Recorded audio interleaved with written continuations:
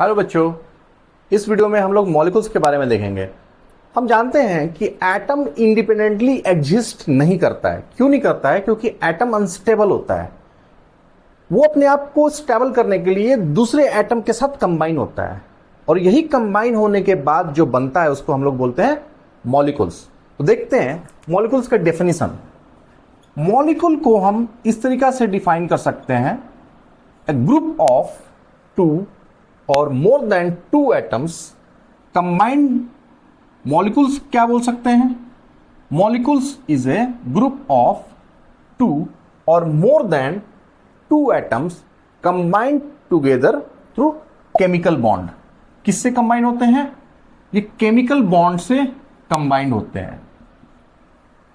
Two or more than two atoms combined together with chemical bond is called molecule. They held tightly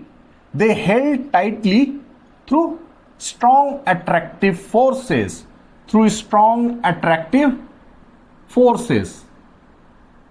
This is called molecule. ये chemical bond से दो और दो से ज्यादा atom आपस में जुड़े रहते हैं, और इनका जो फोर्स ऑफ अट्रैक्शन होता है, अट्रैक्टिव फोर्स होता है, काफी स्ट्रांग होता है। ठीक है, की प्रॉपर्टीज देखते हैं इनका। की प्रॉपर्टीज देखो, मॉलिक्यूल जो होता है ये मैटर का सबसे छोटा पार्टिकल है जो इंडिपेंडेंटली एग्जिस्ट कर सकता है। यहां आप कंफ्यूज मत होइएगा, मैटर का सबसे छोटा यूनिट एटम होता है, मॉलिक्यूल नहीं होता है। सबसे छोटा यूनिट एटम होता है, लेकिन एटम अनस्टेबल होता है, वो इंडिपेंडेंटली एग्जिस्ट नहीं कर सकता है। ग्रुप ऑफ एटम्स जिसको हम मॉलिक्यूल बोलते हैं वो इंडिपेंडेंटली एग्जिस्ट कर सकता है।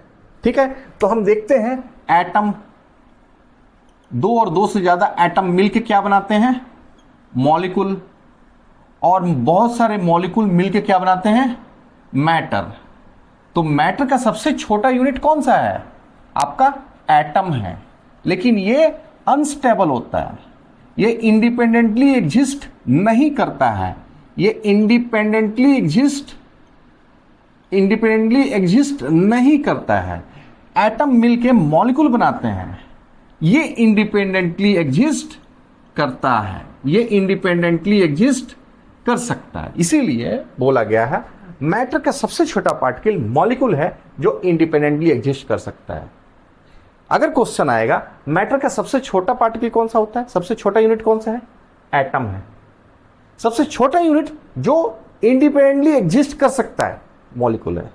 क्लियर हुआ? तो की प्रॉपर्टीज में molecules are the smallest particle which are capable to exist independently. And दूसरा प्रॉपर्टीज में यह है कि it shows all the properties of that substance. It shows all the properties of that substance.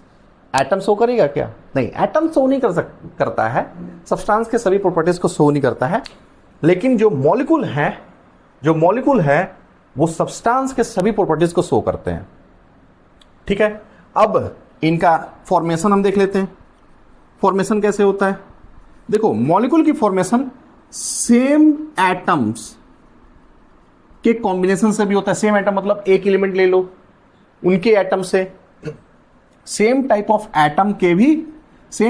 Atoms के combination से बनते हैं पहला, और डिफरेंट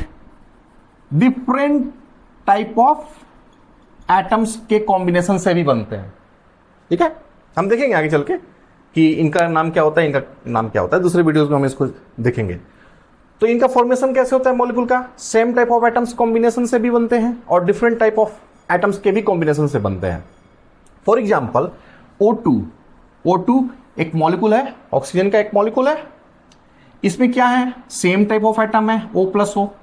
ठीक है, दो ऑक्सीजन के एटम है, ये O2 है आपका, सेम टाइप ऑफ एटम से बने हैं।